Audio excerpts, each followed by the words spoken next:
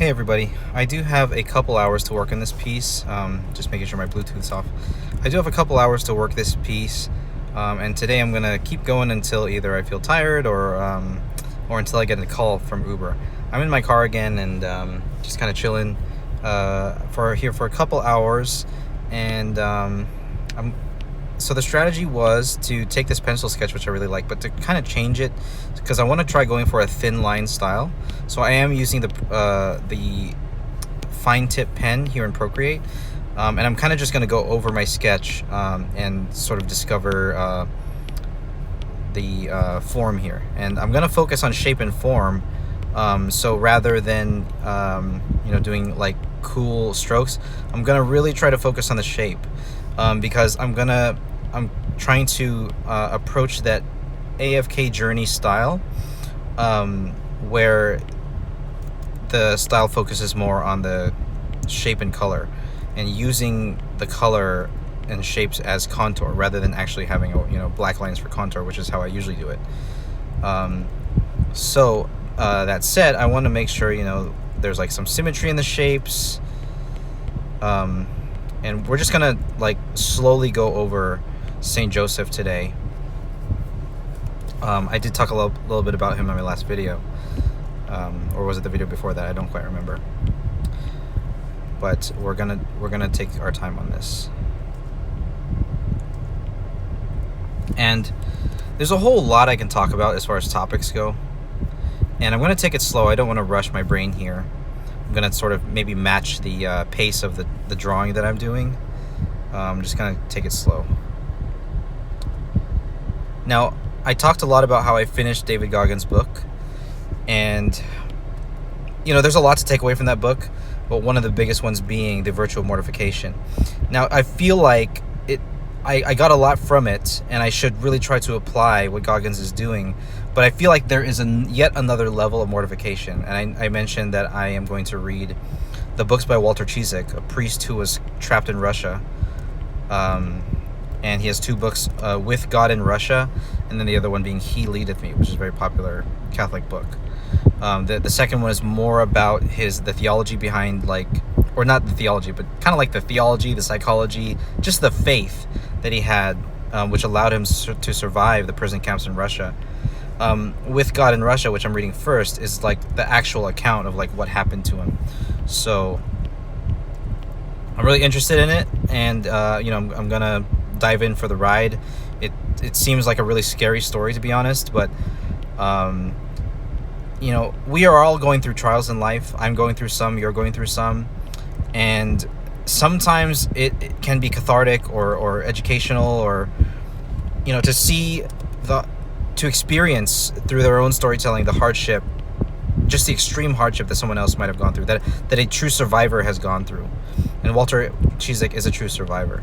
So I haven't really gotten into the book yet. I've started barely reading chapter 1, which is kind of about how he wanted to become a Jesuit. And one really interesting thing is that I'm starting to already absorb from the book is that he was a tough guy just from the get-go. Like, he was, as a kid, he kind of like led some gangs, and he always got in fights, and chose the rebellious thing a lot of the time, and also chose the hard thing. He wanted to do difficult things, which is not like me at all when I was a kid. When I was a kid, I wanted to do what was fun for me. I wanted to play games all the time, and that carried on into adulthood, and to my great detriment and destruction, among other things that I chose as an adult, the things that I was choosing as a child for comfort, for escapism, out of fear, kind of how a lot of addictions develop. I have my story, and I can't tell anyone else's story, but I have mine, and experiencing the results of my weakness. So I didn't have that toughness as a kid that Ciszek is describing. I didn't have it at all. Now, Goggins' story is interesting because he's telling a story of really turning his life around, going from someone who was really kind of a reject, a loser, came from an abused childhood, had a stutter growing up. So he came from nothing and became something and made himself something. And that's a story that, I can relate to, because I'm not coming from nothing. I'm coming from a family that was actually quite affluent, a family that was like upper middle class, that was like well taken care of, my like bougie almost. Like my childhood was not hard. Now my life is hard because I wasn't made into a tougher guy. And now that I'm experiencing the consequences of my poor decisions in my youth, and in my adulthood, like it's just a natural progression, I guess, that I might need help, and I'm seeking help, and I want to really turn things around. But I need tough guys like this to read from right now, and I feel like it's gonna help me understand my story a bit, and how I can move from here. A bit confused about this pinky. I'm gonna kind of take a look at my own pinky and the way it shapes itself. The fat kind of goes out that way, and then the pinky starts to curl down.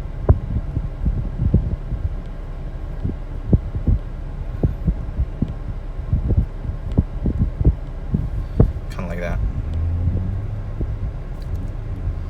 Yeah, kind of like that.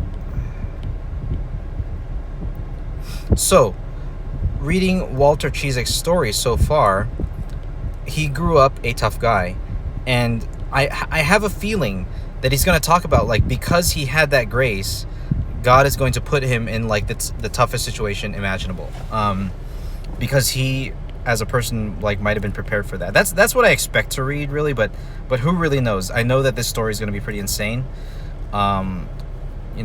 I know there's going to be stories of dark, unspeakable things that do exist in this world, because evil and tragedy do exist in this world. I experience it self-inflicted to a degree. I learned from Goggins, you don't want to play the victim. You don't, like, yes, bad things happen to us. Everyone is dealt some kind of bad hand. Everybody. And if you're not, then are you lucky for not being challenged? I don't know. Maybe. Probably. And who knows what God is doing with that. But Walter Cizek's story, yeah, I'm just really interested in it. I can't talk about it too much yet because I haven't really read it very much yet. I'm going to minimize the hatching. I do want some hatching there in this drawing, but I'm going to minimize it so that we don't, so we can really express that form once we get to color. Now, I'm curious about how much I'm losing when I move from my cool pencil sketch. Like, the expressiveness of my strokes in the pencil sketch are being lost, and I don't like that.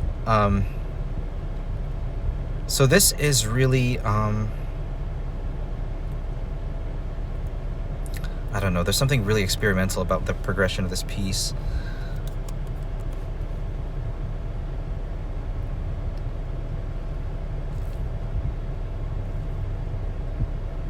I'm really trying to observe, like, the spirit of my cool pencil drawing being lost.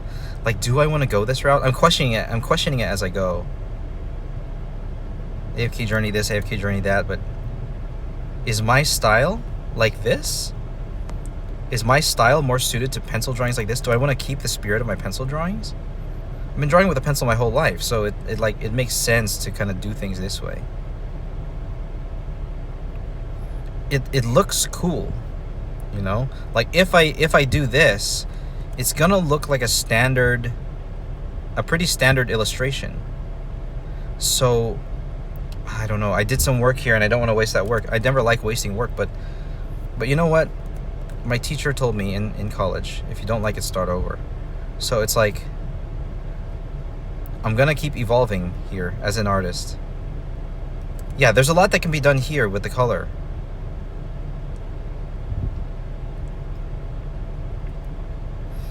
I'm wondering about how I should continue this. I'm really wondering. Because I got those base colors in.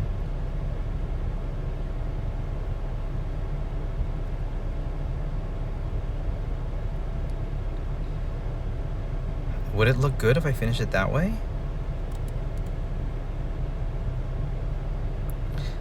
I don't think so, because you guys can kind of hear my brain, kind of hear the gears turning. I want to keep the spirit of my sketch somehow. Flowy lines.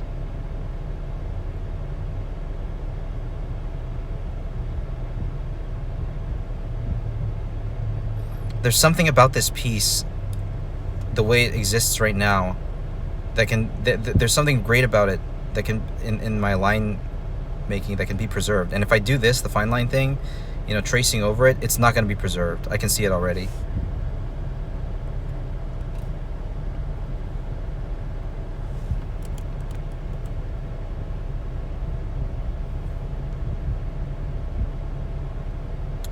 So, how do we continue?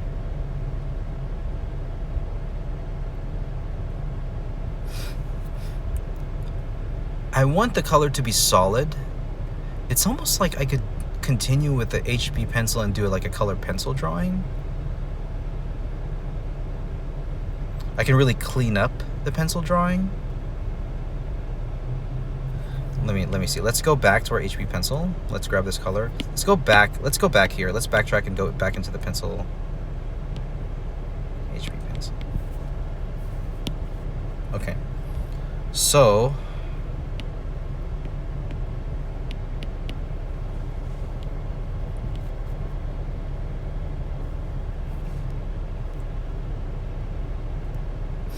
I mean, what I can do is I can like kind of clean up the drawings, clean up the lines so that they're thin.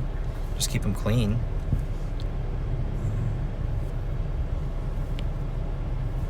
I'm gonna make my my eraser brush a soft brush again. I'm gonna make myself a little bit of a makeshift kneadable.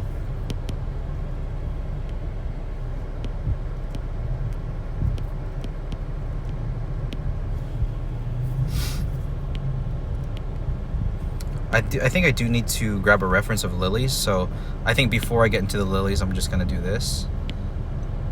I think for me to fully like feel what this piece is gonna look like, I want to do a section of it, like just St. Joseph here. Whoops, I'm losing the. Oh, that was the halo. I should keep that. I'm gonna do a section of it. I'm gonna test. I think the best way to do this is test. I'm gonna see what it looks like if I do kind of a colored pencil type approach.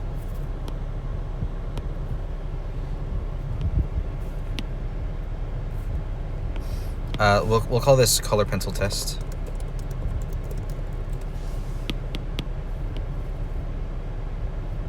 I would need like a palette of color pencils to execute this nicely, but this is just kind of a test on how the texture would look.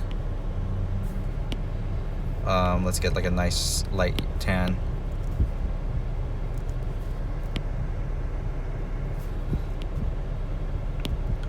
We could do this, or we could do like a watercolor. Let's try that. Let's try a watercolor. I've never really used the watercolor. You guys are kind of watching me explore as I go. Wet acrylic? No. I want watercolor. Is there a nice... Here, let's try this one. How does this work? I've never used a Procreate watercolor brush before. Does it blend well? Not really. It kind of doesn't operate like watercolor should. But let's see. Let's see what it looks like if I fill it in with like a watercolor feel.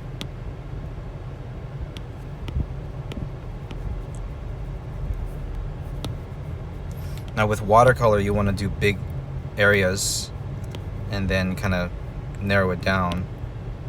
Hold on, I already have a color layer here. I'm gonna take this and see.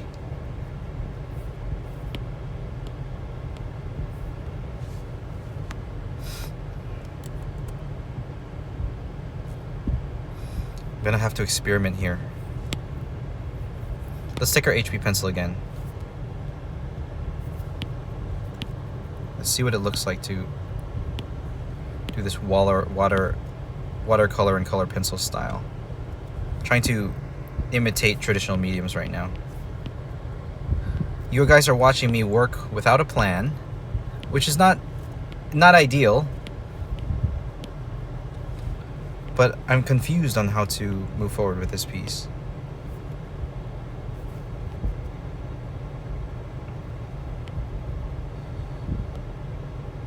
You know, how would I do this traditionally? Would I use Copics? Pencil, ink, and Copics. That's usually how it's done. Unless I find an inking brush that's really cool. So let's try this. Let's try an inking brush that's that we can use. Ink. Now I made my own called Opus Inker. We'll try that first.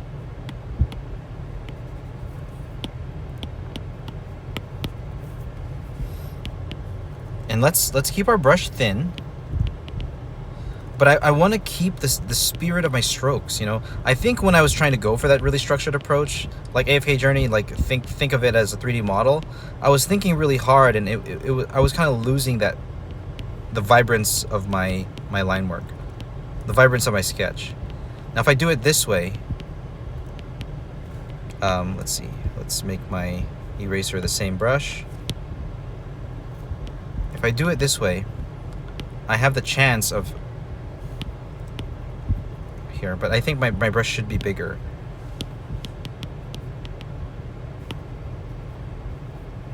I think my taper on my brush is too much. I really want the taper to be small. Like, have a very small size brush when I press softly. Dynamic size. There we go. Hold on though.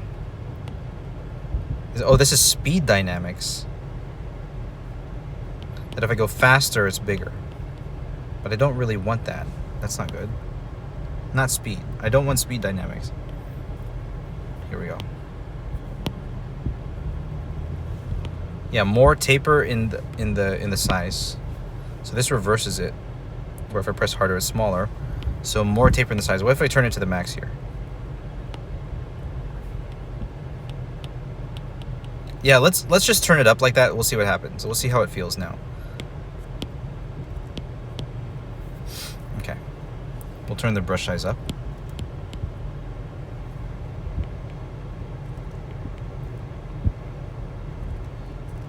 It still doesn't have a good like minimum.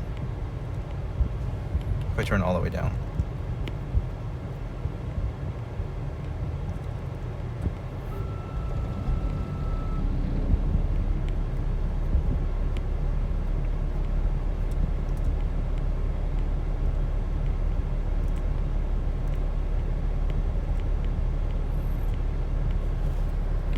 I have to remember that I watched an inking video on YouTube, and I remember like seeing it and being very impressed, and watching that video kind of improved my method a lot. I'm just trying to remember you know, how he did it.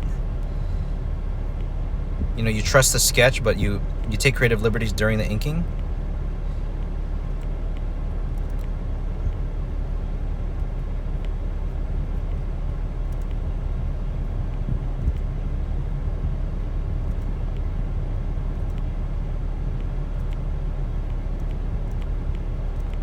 Let's close that eyelid a little bit.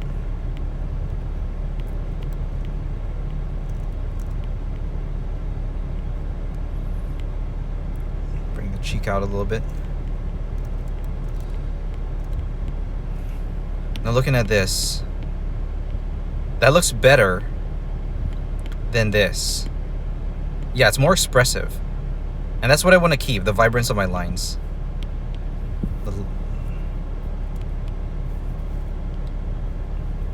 Yeah.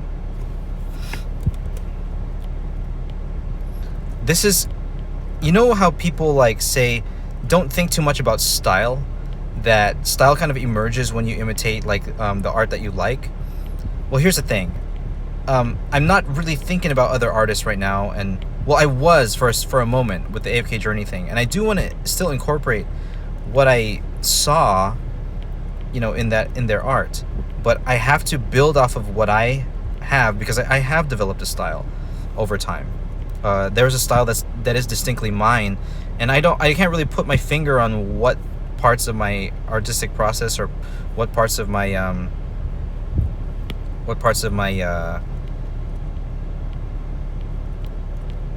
know, the results of my work, like look, you know, why they look a certain way. I can't really put my finger on it, but it's there. and I want to maintain that.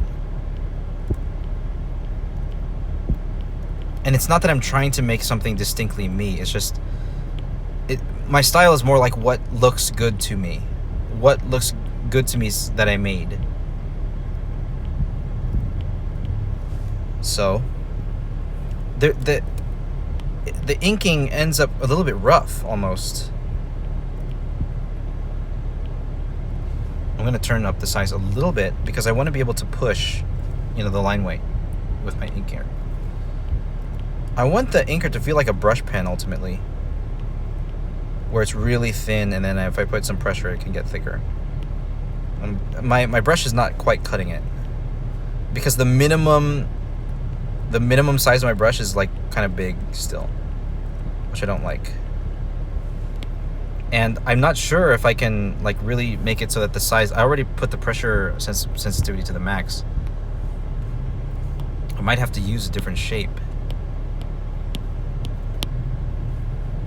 Shape source, cancel. I might like end up inventing my own brush. Grain.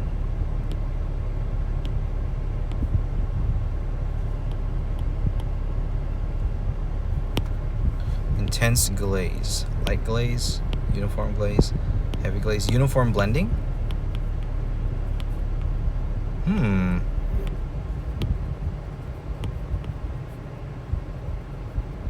What is this? Intense blending? As an inker, I feel like the intense blending would make more sense. Let's try this. See if it makes a difference.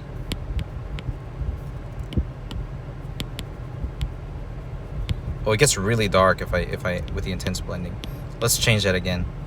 Uniform blending. Let's try that. They still stack on each other. I don't want them to stack. I forgot what it was on. I think it was on intense glaze.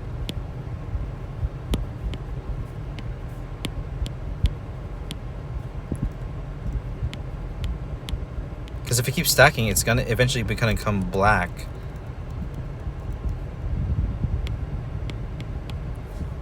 I don't know.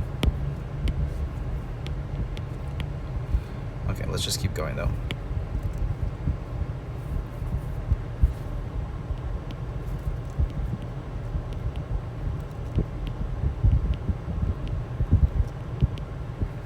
Yeah, there's something about this brush though that is working a lot better than the small brush. I really want to, be able to use, smaller brush style, but because I've noticed in a lot of art, it's like if you have those thin lines, you can really focus on shape. But historically, my art has always been about cool, like nice line work.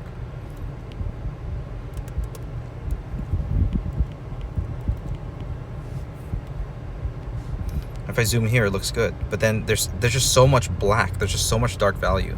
I think I might have to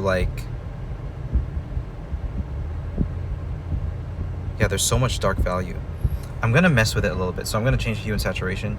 Let's turn the brightness up. Let's saturate the color a little bit. Let's find a different hue for my brush.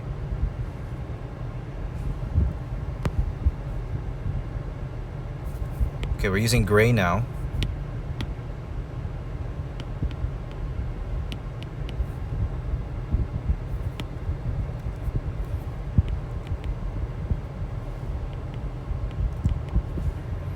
I'm gonna try to find a different inking brush. Mercury. How small does it go? I don't like how that looks when I use a soft touch. I gotta find the right one, guys. This one has that wiggly thing. Don't like that. This one looks okay. But it's too... It breaks too much. No, that's not right. Tinderbox. Let's make it small. I do like the taper. This one's a bit closer to what I like. This one's a bit... Yeah, this one... And does it stack? It doesn't stack. Ooh, this one's a lot closer to what I like. Ooh, what's this one called? Tinderbox. Okay, so that one, I like this one. I like this one a lot. Let's try using this one. I might end up like changing my Opus Inker brush to this one. So let's kind of sit on this one for now, because I'm going to all the inking brushes and this one like feels really good. So I'm gonna try it, and then we're gonna keep going with it. Find the right size.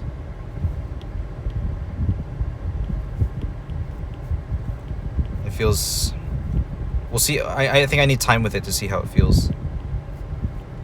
Definitely have an explorative process here today. How am I getting sometimes those big ones? The big thickness. Oh, it's the angle. It's the brush angle. This one is really sensitive to angle. Okay, I'll keep that in mind.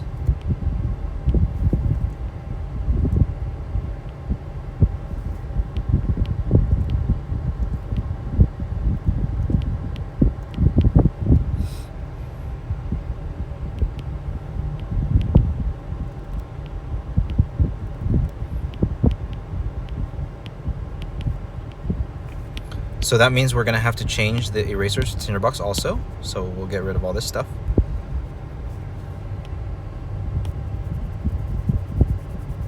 Does it leave debris? Oh, it leaves debris. Okay. That's not good. But that's okay. So I might keep the eraser on maybe Opus Inker, so it doesn't leave any debris.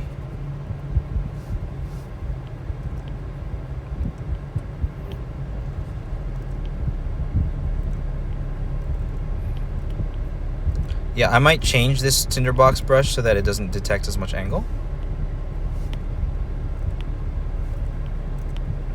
Yeah, but I like this, how I can really use line weight more.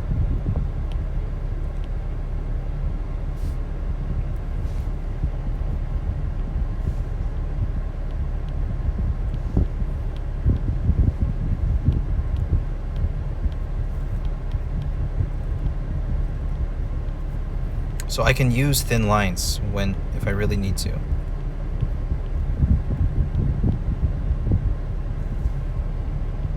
And I will. Okay.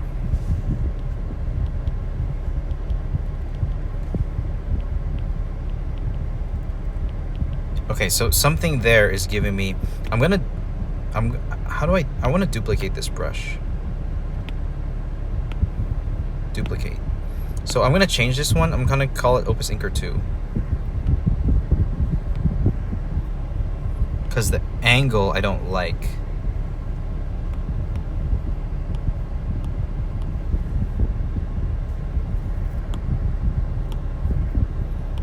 Grain rendering,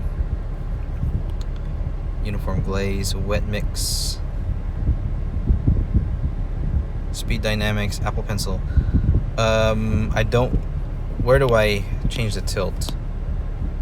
See, I get a lot of tilt when I do this, and then when I go straight on, I don't get any tilt, so it's too sensitive to tilt. So I'm gonna try to find that. Barrel roll, huh?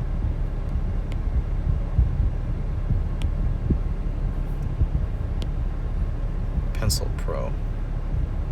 I think Pencil Pro uses barrel roll, but it's hard to know what it does.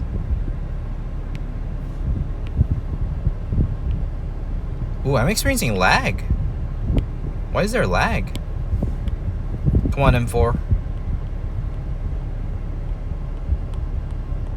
Okay, where's angle? As you can see, I am not a Procreate master at all.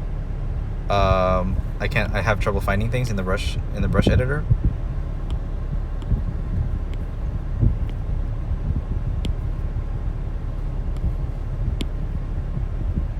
Hold on, I'm going to cancel that. I'm going to go back in there because I don't know if I changed anything. Grain.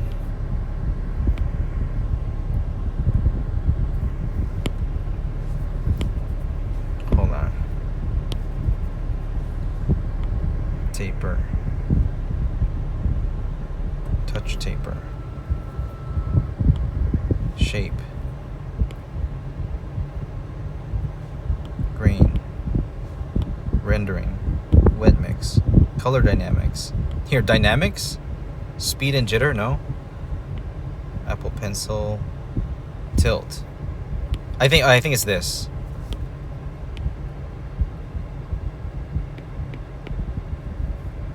Do I just turn that to 0?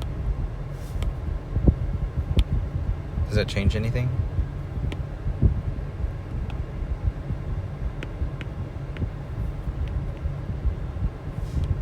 I don't know. I'm gonna go with that. I'm gonna call this Opus Inker 2.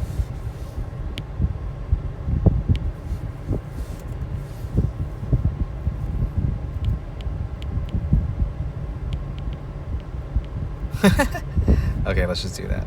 How do I change the name of the brush? Oh, there. Opus. Wow, can't select it. Opus Inker 2. Okay. Okay, we got something. Okay, I think it's a little bit better. I don't know, we're gonna keep playing with it. See how it feels. But this one, the taper is a lot better on this one that I'm looking for. So that's good that I found this brush.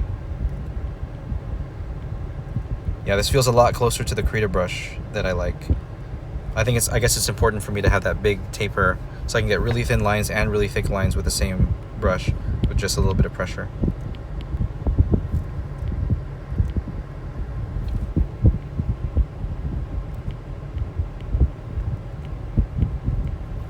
But when I zoom out, we get a lot of black. And I gotta be careful with that. I'm gonna erase all this.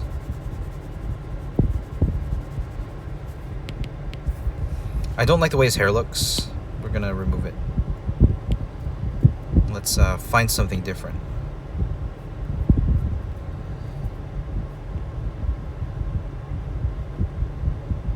Just kind of improvising it this time.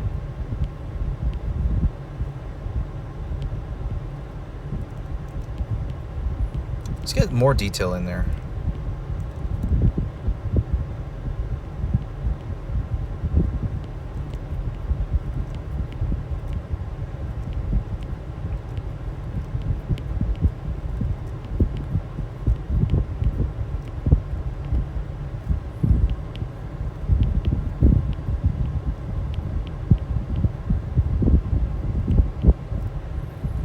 Okay. How's that look? Looks okay. Now, yeah, this brush is allowing me to feel playful. With the other one, it's like it was so structured. So we're really gonna strike that balance. I want thin lines for this piece. I do want them to be thin. So I'm gonna go in here and like thin them out using my eraser. If there's gonna be any line weight at all, I just want it to be subtle. Yeah, this feels good.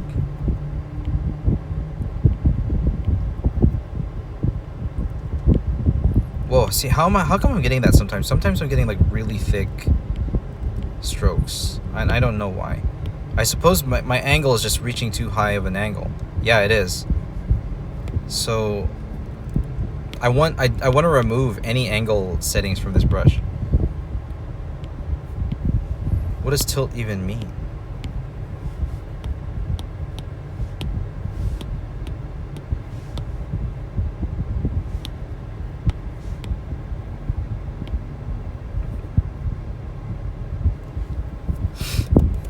Tilt sensitivity. I'm gonna have to Google after this, remove tilt sensitivity from a Procreate brush, just so I get what I want.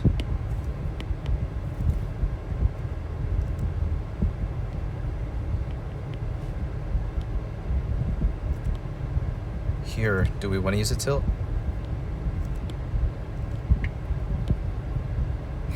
Yeah, something like that. Yeah, something like this.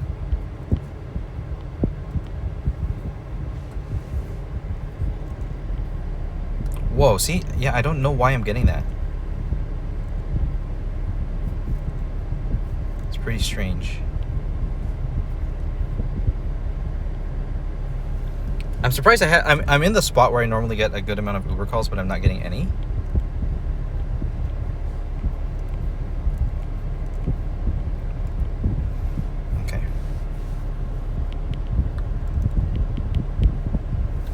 Now I'm gonna take a look here. This is an experiment. So what I'm gonna do is I'm gonna take my pencil sketch, make it opaque, and I like it, right? Now, am I capturing it? Not quite. Or maybe I'm just, thinking too much about the value that's there in the pencil sketch. And just because the value is lost, am I losing the vibrancy of my lines? This is definitely better than this. Definitely a lot better. And the line weight looks pretty nice. But I just don't want to focus too much on the contour on this piece. So I think what I can do is just even more so reduce the brightness of this and turn it into a multiply layer.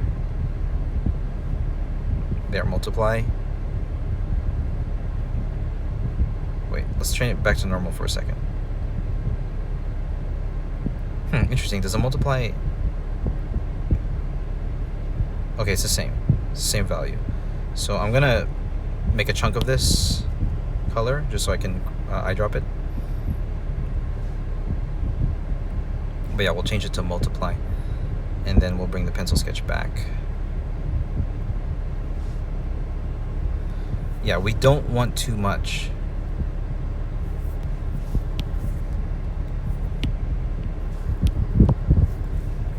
Hold on.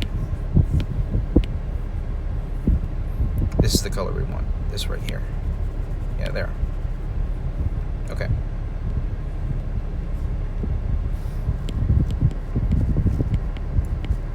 Yeah, now that it's a lighter color, I can sort of treat it differently.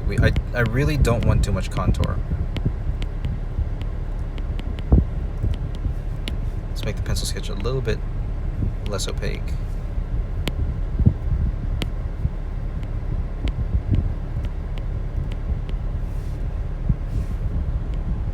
Let's get those sternocleidomastoid in there. Side of the neck.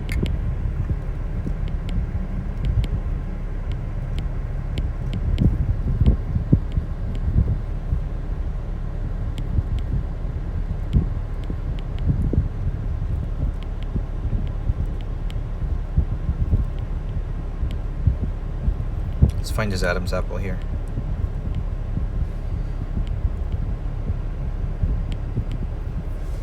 Okay, so I've done a portion of this. Let's just finish his hand. Just, let's not be lazy about it. Okay, hold on.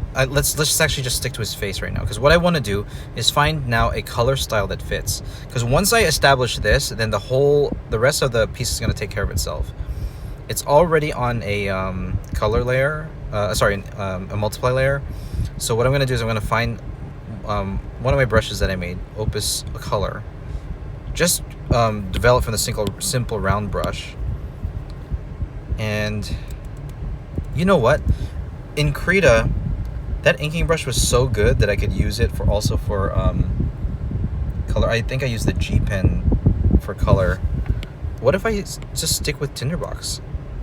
Let's see, Opus V2, and use it for color. Let's see what it looks like.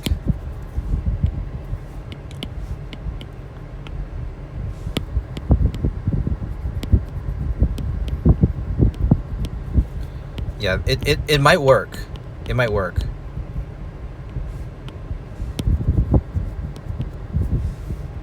But I don't know, it's really strong. Hold on. Let's find the right color here for his hair. You know what? Hold on. Let's do this again. Rather than starting over, let's take this, erase here, take the color that I have. Let's call this paint. Ooh, pain. Paint. You can't spell paint without pain. Yeah, you know what? I think this is a good brush. It feels good. I think Opus Inker 2 might be a master brush, where I can do everything with it. Well, HB pencil for sketching, and then Opus Inker 2. Yeah, this feels really nice, and I like the way it layers onto itself as I'm coloring. You know what? I think this is it. I think this is the good improvement that I've made for a color brush. And it feels a little bit gritty in texture too.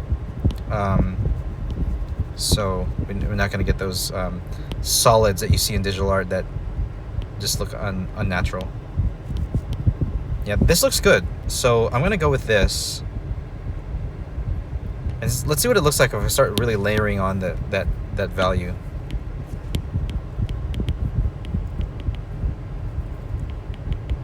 And again, I don't want too much contrast actually. So let's actually take this and just make a very slight adjustment to the value. Very slight. Go down here. See what that looks like. Let's go here. Let's make some lights. Something like this, yeah? Yeah, this is good. I like the way this looks.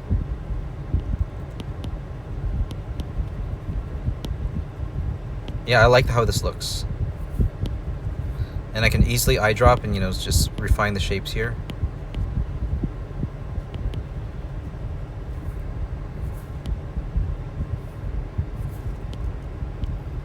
Yeah, I just barely started with this brush and it already feels right.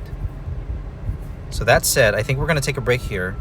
And now that I have a solid approach to this piece, I can really like work it to completion. I really want to focus on shape and contour and color and really make this look like it could be like a print, like an anime print. So yeah, with that said, thank you for, you know, patience with me on this project. Again, I'm gonna bring back that pencil sketch because I really like it. And this is kind of what our piece looks like right now. So still in its infancy, I think, but we're gonna keep going with it. I'll talk to you guys later. God bless. Bye-bye.